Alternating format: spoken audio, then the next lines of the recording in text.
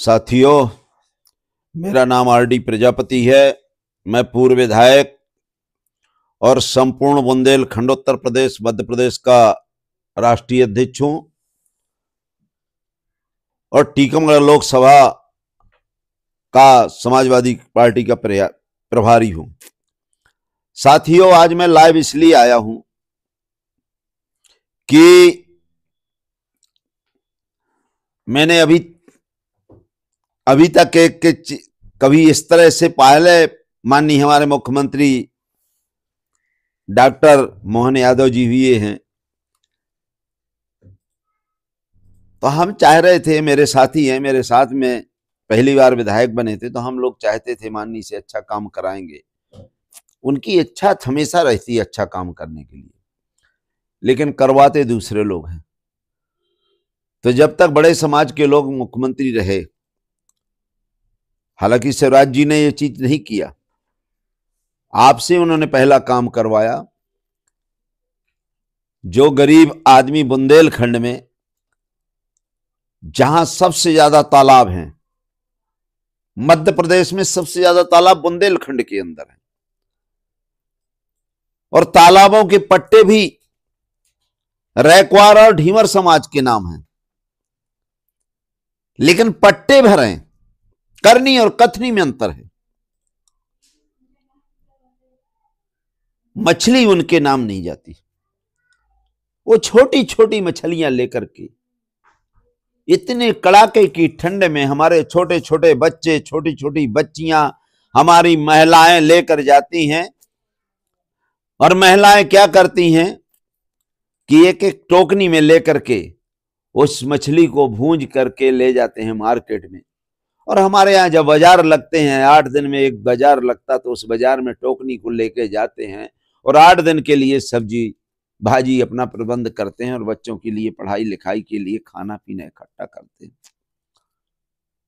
तो माननीय मुख्यमंत्री जी, हम चाहते थे कि पिछड़ों के लिए पहली तो ये जब पहला शपथ ग्रहण करेंगे तो लगता है कि पिछड़ों की गिनती करेंगे, पिछड़ों के लिए रोजगार देंगे, गरीबों के लिए जमीन जागा देंगे, गरीबों के लिए संवैधानिक अधिकार देंगे, मौलिक अधिकारों को लागू करवाएंगे।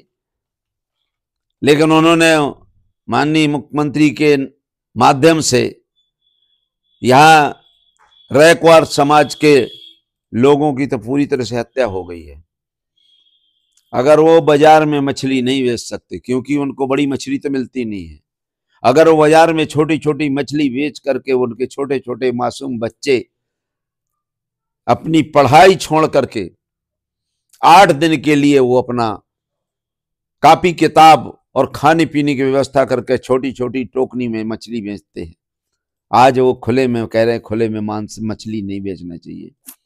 तो मैं ये निवेदन करना चाहता हूं कि आपने इनके लिए दुकान आवंटित की है क्या? पहला तो ये होना चाहिए ना कि पैंट सिले तो बाथरूम के लिए व्यवस्था तो होना चाहिए। पहले तो आपको, जब आपके उनके पास तालाब है तो मछली कहां बेचेंगे? मेरा एक निवेदन है, ये मैं उन्हीं कह रहा हूं, कहां बेचेंगे मछली? पहले ये तो आप बताएं, कोई प्लेटफॉर्म बताइए। उनने कह दिया। अरे आप उनकी अगर बात मानते हैं तो उनसे पूछिए कि भारत में सबसे ज्यादा बीफ का निर्यात होता है, जिसको हम गाय को मां मानते हैं, वो सबसे ज्यादा भारत में कटने वाला और बूचड़ खाने केवल हिंदुओं के हाथ में है। हिंदुओं के नाम से, नाम ऊपर मुसलमान का है, अंदर उनके ही पूरे जो रजिस्ट्रेशन मिलता है, जो उनको मिलता है, वो उन्हीं के नाम से, हिंदुओं के नाम से है। तो बीफ निर्यात का आप ये बताइए, जब बीफ निर्यात, उस पर आप रोक नहीं लगा रहे हैं, आप दारू पे रोक नहीं लगा रहे हैं, ये कौन ऐसी हानिकारक व्यवस्था हो गई कि एक बाबा आ गया, उसने कह दिया नहीं नहीं बेचना नहीं है? अरे बाबा जी, उन बाबा से कहिए कि बाबा जी आप जाइए ना वहां, पहले बूचड़ खाना बंद करवाइए, जिसको गाय को मां कहते हो। तब तो आपका मेघालय का प्रदेश अध्यक्ष कहता है कि मैं बीफ खाता हूं, मुझे कोई आपत्ति नहीं है, खुल्लम खाता है, कहते हैं। तो पहले तो साहब आपको ये होना चाहिए कि जब मछुआरों के नाम पट्टे हैं, मछली बेचेंगे तो कहां बेचेंगे? क्या है आपने इनके लिए जमीन आवंटित की है? क्या दुकानें आवंटित की हैं? कहां बेचेंगे बताइए आप? उनके रहने को मकान नहीं है, घर नहीं है, अपने घर के अंदर कहां बेचेंगे? एक घर में 4-4, 8-8 आदमी रहते हैं परिवार में। और मैं बता रहा हूं कि आजादी के बाद अगर सबसे ज्यादा दुर्दशा है तो मध्य प्रदेश के अंदर बुंदेलखंड में रैक्वार समाज की है, जिनके नाम तालाब है वो फकीर बने हुए हैं, भिकमंगा बने हैं। और जिनके नाम तालाब नहीं, अरब खरबपति बन गए हैं, हवाई जहाज से जाते हैं, विदेशों में जाती है मछली। तो ये मेरा व्यक्तिगत निवेदन है आपसे कि जब तक है तो उनको अब आप जमीन आवंटित करिए, दुकान आवंटित करिए। आज हमारे छोटी छोटी बहनें माताएं आती हैं रोती हुई चली गई। अब अभी मैंने कल परसों देखा तो एक भी बाजार में मछली नहीं बिक रही थी, रो रही थी कि अब साहब क्या करें। मैंने कहा बहन जी अब मैं क्या कहूं, अब जिंदगी में पुरखा मर गए, भाजपा फूल फूल फूल, अब फूल गया भूल, अब मैं क्या करूं? अब हमारी कौन सी है भूल? फूल गया भूल। इसलिए मेरा, और ये क्या करते हैं, इनके पास दूसरा काम नहीं है। वो मेरे ऊपर उदाहरण समझो कि मैंने 40 साल से इस शहर में राजनीति की, और जिन लोगों को मैंने पैदा किया, राजनीति में आगे बढ़ाया, सब चीज किया। यहां जो पैदा करता है वो पैदा करने वाला, वो भस्मा को, जो पैदा होता वो भस्मासुर हो जाता है।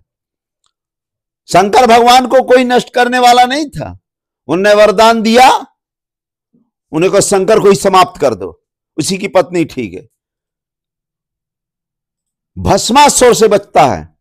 भारत में ऐसा कोई नेता नहीं है, भारत में ऐसी कोई पार्टी नहीं है, भारत में ऐसा कोई गुंडा दादा नहीं है जो आरडी प्रजापति को खरीद सकता है, दबा सकता है, और न मेरी राजनीति को समाप्त करने वाला। लेकिन जिन लोगों को हमने पैदा किया, राजनीति सिखाई, उन्हें को आप ही मुंड में हाथ रख दो, नमस्कार हो जाए आरडी का। तो इन भस्मासुरों से भी सावधान रहना है, भस्मासुर से भी सावधान रहना है, जो अपने बाप को बाप ना कहे, जो अपनी मां को मां कहे, जो अपने भाई को भाई ना कहे, ऐसे आदमी से भी बचना है। जब शंकर के नहीं हो सकते हैं भस्मासुर, तो हम तो इंसान हैं। इसलिए मैं आपसे निवेदन करने के लिए आया हूं कि आप माननीय मुख्यमंत्री जी पहले तो दारू बंद करवाइए। जो कि जगह जगह मां बहनों की इज्जत लूटी जाती है, जगह जगह गुंडागर्दी होती है।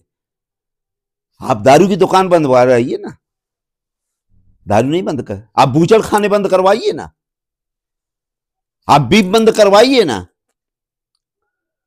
नहीं तो दारू तो दुकान में आदेश था पहले कि अभी हम महिलाओं को भी पिलाएंगे, घर घर ले जाएंगे, जबकि डॉक्टर कहता है,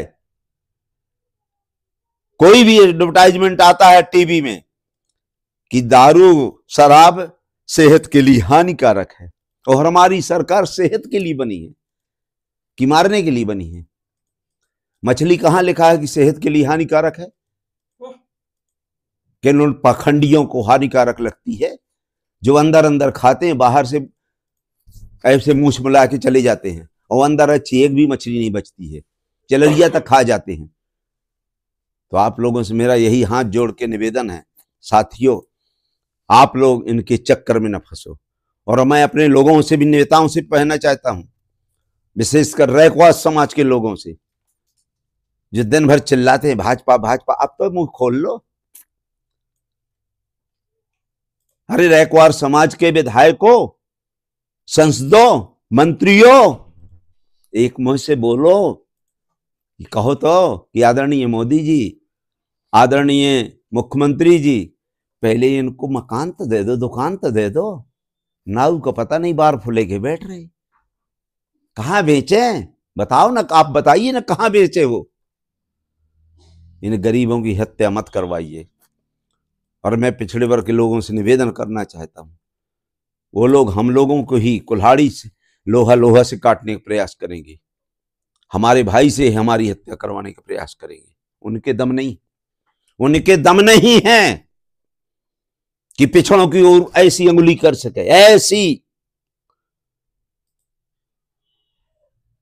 तो ये बात, इसलिए मेरा हाथ जोड़ के निवेदन है कि आप लोग बनना है तो फूलन देवी बनिए, फूलन देवी बनिए। अरे बनना है तो आप आदिवासी, वनवासी नहीं, आदिवासी बनिए।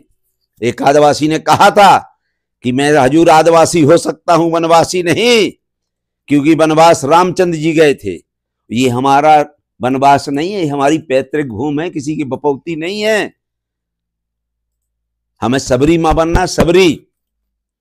हमें कोई बाहर नहीं भेजा गया है वनवास के लिए, हमें लोगों को भेजा नहीं है। जो बाहरी हैं, जो वनवास काट रहे हैं, वो कहें वनवासी, हम आदिवासी हैं, यहाँ के मूल निवासी है। इसलिए मेरा हाथ जोड़ के निवेदन है। मेरा तो मर्डर कराने के लिए बहुत लोगों ने कर दिया। ये आरडी प्रजापति नहीं मानता, मार दो उसको, जहां बोलता उसके चौराहे पे मारो और उसी के ऊपर क्लेम कर दो। मर जाऊंगा, 2-4-10 साल की उम्र बची, मरना स्वीकार है।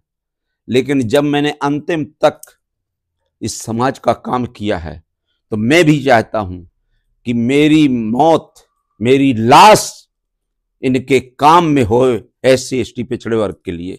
मैं किसी जात भाम धर्म का विरोधी नहीं हूं, लेकिन मैं संवैधानिक अधिकारों का रक्षा करने वाला हूं और न्याय पालना के लिए हमारा है। जिसकी जितनी संख्या भारी उसकी उतनी हिस्सेदारी। हिस्सेदारी दिलवाने के लिए नहीं कहेंगे कि माननीय मुख्यमंत्री जी को बनाया है तो आप पहला काम करिए माननीय मुख्यमंत्री जी कि यहाँ की गिनती करवाइए और जितने यादव हैं, नाई, धोबी, तेली हैं, इनको बराबर का हक दे दिए। हमने आपको अधिकार दिए हैं, लेकिन ये अधिकार वो नहीं देंगे, ये नहीं देंगे। वो ये अधिकार देंगे कि हमारे आप अपने समाज का कितना नुकसान कर सकते हैं और हमें कितना बढ़ा सकते हैं, यही करेंगे। इसलिए इनकी करनी और कथनी में अंतर है। इसलिए दारू वारू बूचड़ खाने, अगर सही भगवान के हितैषी हो, सही भगवान को मानने वाले हो, गौरक्षक हो, तो बोले गाय की रक्षा करो, बूचड़ खाने बंद कराओ। लेकिन जिस दिन बूचड़ खाने दारू बंद करा दोगे ना, तो आप सब्जी लेके थैला भागोगे, जापान तक जाओगे और पाकिस्तान तक सब्जी नहीं मिलेगी, क्योंकि उसी से तुम्हारी जुगाड़ दाल रोटी चल रही है और माल जितना खा रहे हो उसी से चल रहा है, गलत धंधे से, गलत धंधे से। इसलिए ज्यादा ना कहते हुए मैं सभी से, आप लोगों से निवेदन है, हाथ जोड़ के निवेदन है कि अगर 24 में ये लोग आ गए तो वही पुराना काम हम और आप करेंगे। संविधान समाप्त होगा, हमारी माँ बहनें नंग घूमेंगी और हम लोग वो काम करेंगे जो इन लोगों पहले तो कम करवाते थे। अब तो इतनी लड़ाई हो गई है कि हम वही काम करेंगे जो जिंदगी भर कोई कर ही नहीं सकता और कभी कोई पंच नहीं बना पाएगा, सरपंच नहीं बन जाएगा। इसलिए हमारा भी अंतिम चुनाव है, हमें डर नहीं है, ये मेरा अंतिम चुनाव है। मुझे तो चुनाव लड़ना ही है, अंतिम चुनाव है। मैं लड़ते लड़ते मरना चाहता हूं, लेकिन झुक नहीं सकता, कट सकता हूं, मर सकता हूं। जय भीम, जय भारत, जय विज्ञान, जय संविधान। बाबा साहब अमर रहे, जिसकी जितनी संख्या बारी उसकी उतनी हिस्सेदारी।